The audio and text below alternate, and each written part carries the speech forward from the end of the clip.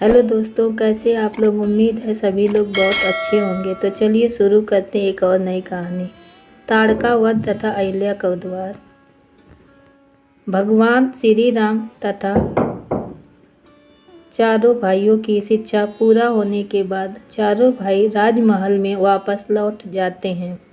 उसके कुछ ही समय पश्चात महर्षि विश्वामित्र राजा दशरथ के महल में आते हैं तथा राजा दशरथ से कहते हैं कि उन्हें श्री राम जी चाहिए ताकि उनके यज्ञ तथा अनुष्ठानों की असुरों से तथा राक्षसों से रक्षा की जा सके। राक्षस हमेशा हमारे यज्ञ में बाधा डालते हैं और यज्ञ को पूरा नहीं होने देते। इसलिए हम श्री राम को अपने साथ ले जाना चाहते हैं ताकि वह हमारे यज्ञ तथा अनुष्ठानों की रक्षा कर सके। श्री राम तथा लक्ष्मण जी विश्वामित्र के साथ उनके आश्रम में चले जाते हैं, जहाँ पर विश्वामित्र श्री राम को बताते हैं कि एक राक्षसी ताड़का उनके हर यज्ञ में विघ्न डालती है तथा उसका विनाश करना आवश्यक है। यह माना जाता है कि राक्षसी ताड़का एक यक्षिणी थी। महापुराण में वर्णित है कि यक्षिणियाँ स्वयं माँ दुर्गा की शक्ति का अंश होती हैं, इसलिए वे बहुत अधिक शक्तिशाली होती हैं। इसलिए श्री राम जी और लक्ष्मण जी विश्वामित्र के साथ राक्षसी को ताड़का के निवास पर स्थान पर जाते हैं और उसको ललकारते हैं। ललकार सुनकर राक्षसी ताड़का बाहर निकलती है और इन लोगों पर हमला करने लगती है। काफ़ी समय तक युद्ध के बाद श्री राम जी अपने एक वार से राक्षसी ताड़का का अंत कर देते हैं। उसके बाद विश्वामित्र श्री राम जी और लक्ष्मण जी को अपने आश्रम में ठहर आते हैं।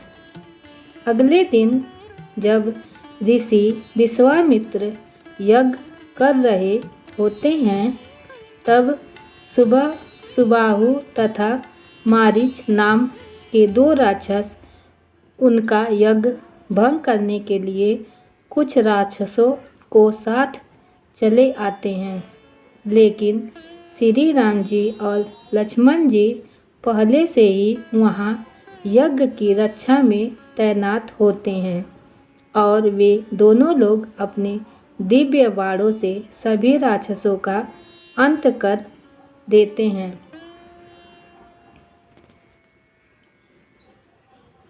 अहिल्या स्वयं ब्रह्म देव की पुत्री थी। अत्यंत रूपवती होने के कारण देवराज इंद्र की नीयत अहिल्या पर खराब हो गई। इसके पश्चात भी अहिल्या की शादी महर्षि गौतम से हो गई।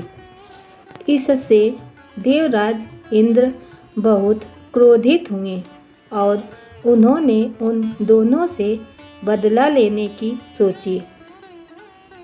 एक रात देवराज इंद्र ने मुर्गे का रूप धारण करके ऋषि गौतम के आश्रम के बाहर जाकर बांग देनी शुरू कर दी।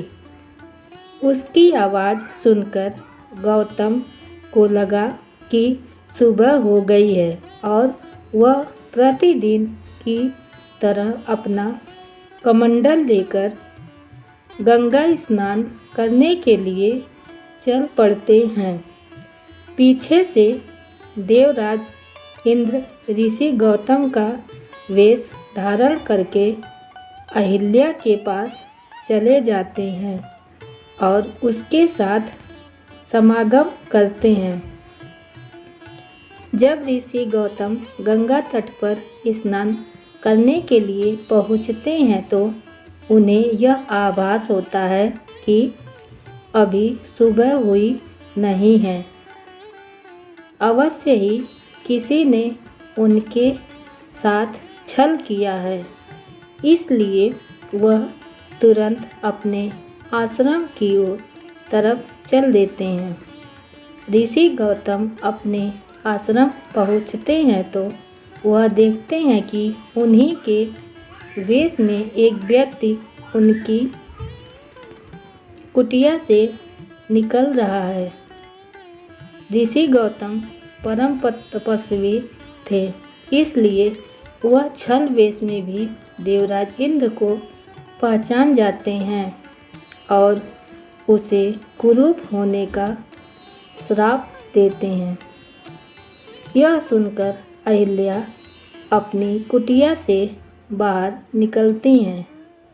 तब वह समझ जाती हैं कि उसके साथ छल हुआ है और अपने पति ऋषि गौतम के पैरों में गिरकर क्षमा मांगने लगती हैं।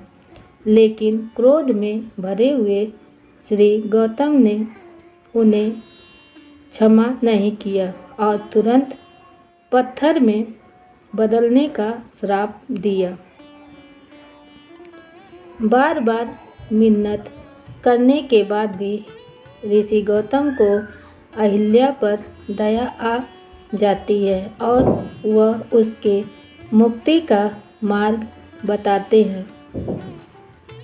जब भगवान विष्णु राम अवतार में पृथ्वी पर आएंगे तब वह अपने चरणों से स्पर्श करके तुम्हें इस श्राप से मुक्त करेंगे। ताड़कावध के बाद जब महर्षि विश्वामित्र श्री राम और लक्ष्मण जी के साथ जनकपुरी की तरफ रवाना होते हैं तब वह ऋषि गौतम के आश्रम से होकर गुजरते हैं, जहाँ पर वह श्री राम जी को अहिल्या की कहानी बताते हैं। तब श्री राम जी अपने पैरों से स्पर्श करके पाषाण में प्रवर्तित हो चुकी अहिल्या को श्राप मुक्त कर देते हैं और इस तरह भगवान राम के द्वारा अहिल्या का उद्धार हो जाता है। अगर आपको हमारी कहानी थोड़ी सी भी पसंद आई है तो एक लाइक ज़रूर करें और चैनल पर नए हैं तो चैनल को सब्सक्राइब ज़रूर करें और बेल आइकन दबाना न भूलें ताकि अगली अपडेट सबसे पहले आपको मिले। धन्यवाद।